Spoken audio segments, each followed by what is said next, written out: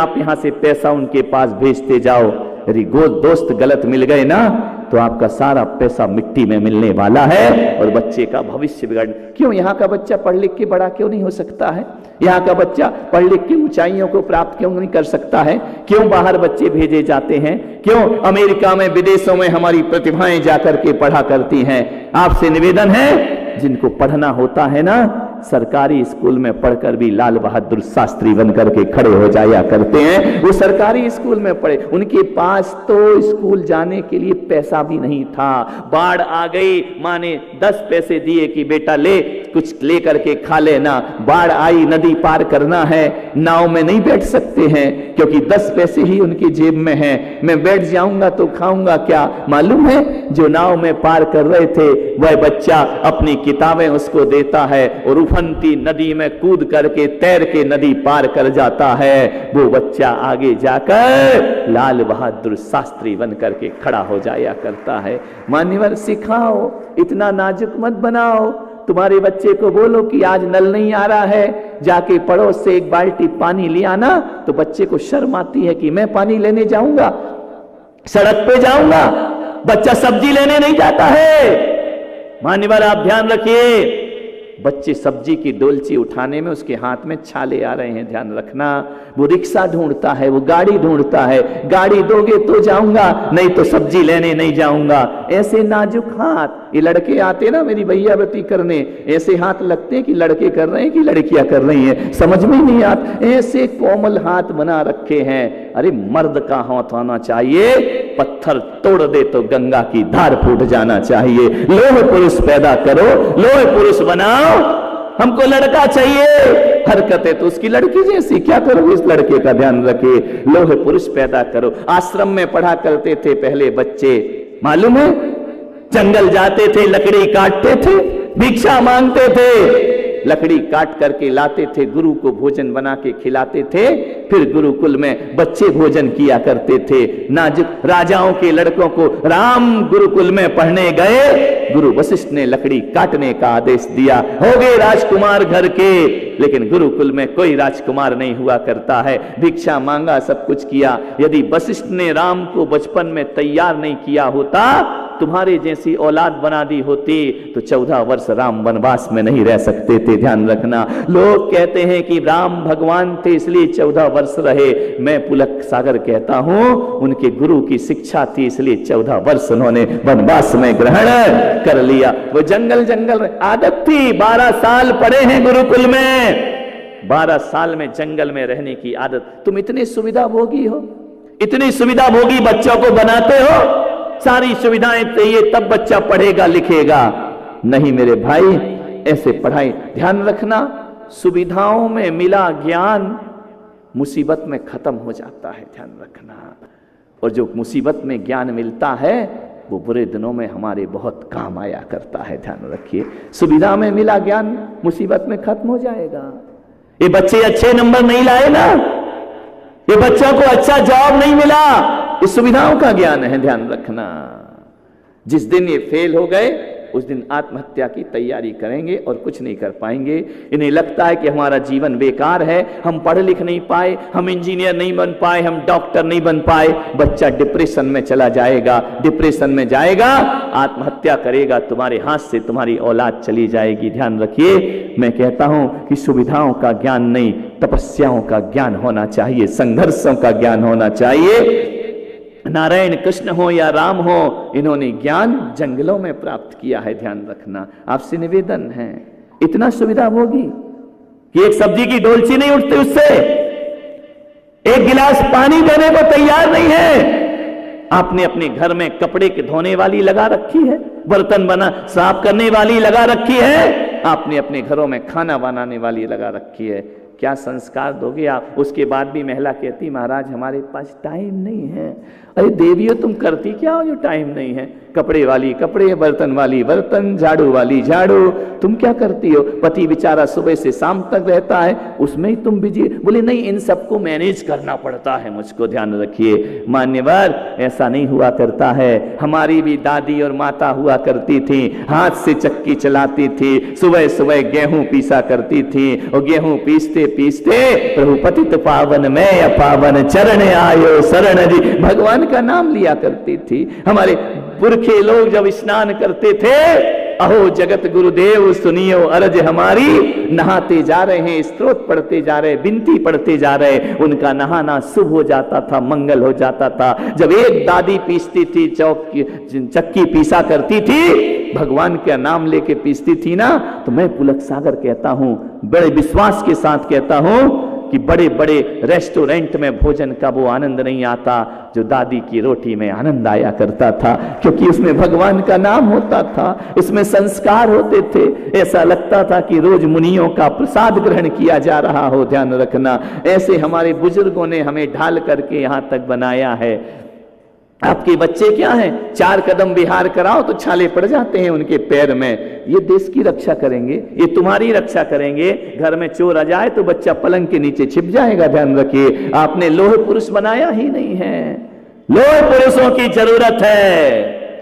यदि एक बेटा क्या 4 बेटे भी हो जाए, नाजुक बेटे न धर्म संभाल सकते, न राष्ट्र संभाल सकते, न देश। अरे ऐसे 4 बेटों से अच्छी तो रुचिरा जैसी बेटी है जो देश के लिए सब कुछ किया करती है। ध्यान रखना, कैसी जिंदगी हम जी रहे। तालियां बजाने से कुछ नहीं होगा मेरे भाई, ध्यान रखना। आज हमने एक कहा कि यहां पर हम शिविर लगा रहे हैं, चटाई पे सोना पड़ेगा। उसने अपना फार्म कैंसिल कर दिया, मुझे चटाई पर नींद नहीं आएगी। क्या परंपराएं हमारे बुजुर्ग ने बनाई थी मालूम है? क्या करते थे हमारे बुजुर्ग? मैं आपसे निवेदन कर रहा हूं, एक शिक्षा दे रहा हूं।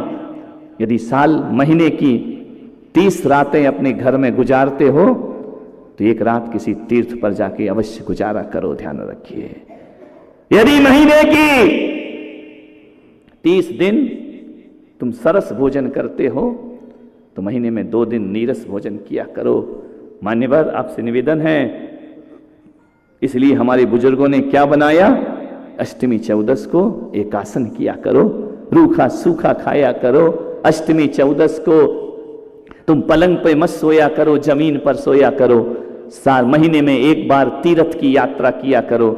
लेकिन आजकल तीर्थ भी तीर्थ कहाँ हो गए हैं, अब तो वो VIP होटलें बन गई। अब धर्मशाला जैसी नहीं रही है। पहले कंकर चुभते थे तब जाते थे सम्मेद शिखर, वो कंकर जैसे ही चुभता था तो ये नहीं कहते थे भगवान तुम कहाँ बैठ गए हो, हमारे मुंह से निकलता था सावलिया पारसनाथ शिखर पर भला विराजे जी। हे भगवान तू सच्चा यहाँ पैदा हुआ है। आपसे निवेदन है, क्यों होते थे अष्टमी चतुर्दशी? किस लिए होते थे? कि जो रोज रोज माल मलीदा खा रहे हो ना, जिंदगी को सड़क पे आने पे देर न लगेगी। यदि 30 दिन तुमने अच्छा अच्छा खाया है और 2 दिन रूखा सूखा खाया है, किस्मत ने पलटी खाली। जब ये 56 प्रकार के भोग छूट जाएंगे ना, तो अष्टमी चौदस की आदत तुम्हें आत्महत्या नहीं करने देगी, तुम्हें मजबूत बना करके रखेगी। वो कहेगी हम संघर्ष में जी सकते हैं। वो हमारी उपास जो महिलाएं करती हैं, उसका कारण इतना ही है कि आज लाखपति हो कल खाकपति हो जाओगे। ये उपास की साधना बुरे दिन में तुम्हारे बहुत काम आएगी। ध्यान रखना है। उस समय आप ये नहीं कहोगे कि मर जाना चाहिए ऐसी जिंदगी से। इतने नाजुक बच्चे बना दोगे ना तो विपरीत परिस्थिति नहीं झेल पाएंगे। तलाक की बात तो छोड़ो, हमारी समाज में आत्महत्या का ग्राफ भी बढ़ते चला जा रहा है। लोग आत्महत्या कर रहे हैं, सहनशीलताएं नहीं बची हैं। अरे शरीर ही मजबूत नहीं है, मन कहां से खाक मजबूत होगा। मैं माताओं बहनों से निवेदन करता हूं, अपने बच्चों के शरीर को कहा ना कि जिम ज्वाइन कराओ। ये मरे मरे से लड़के, ये कुछ तुम्हारी बहन के भी लाज नहीं रख पाएंगे। ध्यान रखना, आपसे निवेदन है। लोह पुरुष बनाइए, पुरुषों जैसे हाथ ही नहीं। किसी का हाथ मिलाओ, ऐसा मरा मरा सा हाथ लगता है। ये कोई जिंदगी हुआ करती है? अरे ऐसा होना चाहिए, ऐसा होना चाहिए जिंदगी में। ऐसा पौरुष हमारे अंदर होना चाहिए। वो बहन कह के गई ना, माला ही मत पकड़ाओ, एक हाथ में भाला भी पकड़ाने का प्रयास करिए। अपने बच्चों को बनाओ वीर शिवाजी, बनाओ अपने बच्चे को महाराणा प्रताप, बनाओ अपने बच्चों को वीर सावरकर बना करके खड़ा करिए। मान्यवर, आपसे मेरा निवेदन है, नहीं तो ना देश सुरक्षित रहेगा ना तुम सुरक्षित रहोगे। मान्यवर, समय अपनी गति से चल रहा है, ऐसा वातावरण मत बनाओ। एक बच्चा घर में है, मम्मी किटी पार्टी में जा रही है, सज रही है, पुताई हो रही है, ये खींचा जा रहा और ये खींचा जा रहा और ये बाल लाल कटा के आराम से। क्या स्थिति हो गई देश की? हमारे देश की ये व्यवस्था थी कि नाखून कटाओ बाल बढ़ाओ। अब क्या हो गया? अब क्या हो गया है? अब नाखून बढ़ाओ और बाल कटाओ, ये व्यवस्था हो गई हमारे देश की। बिल्कुल उल्टा। पहले का समय वो होता था कि लोग भोजन घर में करते थे और शुद्धि करने बाहर जाते थे। अब लोग होटल में खाते हैं और शुद्धि करने धत्तरी की। ये संस्कृति हमारी हो गई है। टॉयलेट करना है तो घर के अंदर आता है, खाना खाना तो बाहर जाता है। बिल्कुल ही उल्टा कर दिया है तुमने अपनी जिंदगी में, बिल्कुल ही सारी व्यवस्थाओं को बदल दिया है अपने जीवन में। आओ अपनी पुरानी संस्कृति में लौटने का प्रयास करिए। मान्यवर, आपसे एक ही मैं निवेदन करना चाहता हूं। वो जा रही है लेडी, किटी पार्टी में जा रही है। बच्चे ने पूछा, मम्मी मम्मी कहाँ जा रही हो, कहाँ जा रही हो? कैसे हम झूठ बोलना सिखाते हैं। बोले बेटा कहीं नहीं, कहीं नहीं, तू घर में रह, मैं तुझे 10 रुपए देती हूँ, आइसक्रीम वाला आएगा, आइसक्रीम लेके खा लेना। मम्मी जा कहाँ रही हो ये बताओ। अब छोटा बच्चा है, 10 रुपए के लालच में आ गया। आज का जमाना 100 रुपए का होगा, हाँ 10 तो हमारे समय थे। इस 100 का नोट पकड़, आइसक्रीम लेकर खा लेना। बोली मम्मी बताओ ना तुम जा कहाँ रही हो। मैं बेटा मैं, तू कुछ मत बोल, कोई भी आए तो ये बोलना कि मम्मी पापा के साथ बाजार गई है। बोली ठीक है, मम्मी पापा के साथ बाजार गई। बच्चा खुश हो गया 100 रुपए लेकर के। मम्मी किटी पार्टी में चली गई। उस दिन दुर्भाग्य से पापा ही आ गए जल्दी ऑफिस से। पापा ने कहा बेटा मम्मी नहीं दिख रही, मम्मी कहाँ गई? बच्चा बोला कुछ नहीं पापा, मम्मी पापा के साथ बाजार गई है। तो बोले पापा के साथ भाई दूसरा बाप कहाँ से गया इस धरती पर? पापा तो तेरा मैं हूं ना। बोले नहीं, मम्मी ने यही कहा था कि बोल देना पापा के साथ बाजार गई है। अब ये चित्र दिखाओगे अपने घरों में, ये आचरण दिखाओगे अपने घरों में। एक बाप बैठा है, बच्चा बाहर खेल रहा है, उसे मालूम है उसका दोस्त आ रहा है, माथा खाएगा, माथा पचा रहेगा, इतना बोलेगा। वो बच्चे से कहता बेटा वो अंकल आ रहे हैं ना, वो पूछे पापा कहाँ हैं तो कहना बाजार गए हैं। बोलना मत कि मैं अंदर हूं। ये झूठ बोलने के संस्कार हम दे रहे हैं। बच्चे के पास आता है, अंकल अंकल जय जिनेंद्र। बोले बेटा जय जिनेंद्र, पापा कहाँ हैं? बोले पापा नहीं हैं। बोले कहाँ गए हैं? बोले बाजार गए हैं। बोले बेटा कितने बजे आएंगे? बोले अंकल 2 मिनट रुको, मैं अंदर पूछ के बताता हूँ कितने बजे आएंगे। विचार करिए आप, बच्चे तो बोले होते हैं, वो क्या जाने। बोले पापा से पूछ के आता हूँ कितने बजे आएंगे। ये स्थिति हमारे घर की है, ये हमारा स्टेटस बन गया है। ये हम कैसे संस्कार दे रहे हैं। आज बच्चा दूसरों से झूठ बोल रहा है, कल बच्चा तुमसे झूठ बोलेगा। ये संस्कार तुमने दिए हैं, ध्यान रखना। एक बाप अपने बच्चे के सामने सिगरेट पीता है, बच्चे से कहता सिगरेट लेकर के आ पान की दुकान से। एक बात ध्यान रखना, ऐसे लोगों को बाप बनने का कोई अधिकार नहीं हुआ करता है। ध्यान रखिए, ये बच्चों के जीवन से खिलवाड़ कर रहे हैं, बच्चों से सिगरेट मंगाते हैं। आज बच्चा तुम्हारे लिए सिगरेट लेने जा रहा है, कल बच्चा अपने लिए सिगरेट लेने के लिए जाएगा। एक बाप पान मसाला खा रहा है अपनी औलाद के सामने। ध्यान रखना, क्या संस्कार दे रहे हैं आप। आपको बाप बनने का कोई हक नहीं हुआ करता है। आपने अपना जीवन तो बर्बाद किया है, बच्चों का जीवन भी बर्बाद करने पर तुले हुए हैं। पान मसाला बच्चों के सामने, बच्चों को। और एक बात ध्यान रखना, दारू पीना, मसाला खाना, सिगरेट पीना, ये बच्चों के सामने। ध्यान रखना, आपको कोई हक नहीं है।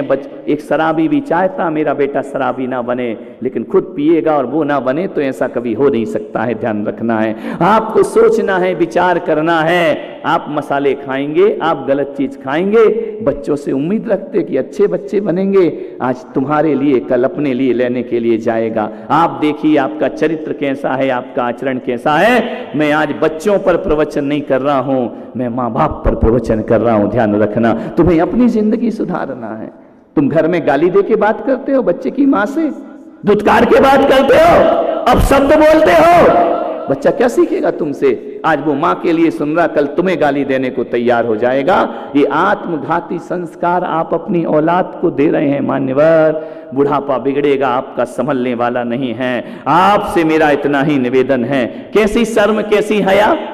एक महिला जाती है पार्टियों में, बच्चे ने कहा हम भी चलेंगे, माँ कहती नहीं बेटा वहां नहीं जाते हैं। अच्छे बच्चे नहीं जाते हैं। बच्चा समझ जाता है कि फिर मेरी माँ अच्छी नहीं है क्या, वहां काय के लिए जा रही है। जैसे ही गई, अब ले गई, बच्चा जिद करने लगा किटी पार्टी में जाना है, बड़े स्टेटस के लोग आ रहे हैं, अमीर घरों की महिलाएं आ रही हैं। बच्चा चला गया। बच्चा तो बच्चा है, अब छोटा सा बच्चा था। उसने कहा मम्मी मम्मी। बोले क्या? बोले मुझे पेशाब जाना है। बोले पेशाब जाना? बोले हाँ। बोले मम्मी बोली पेशाब। उसने कहा बेइज्जती कर दी, बदतमीज, घसीट करके ले गई, एक तरफ 2 चांटे लगाए।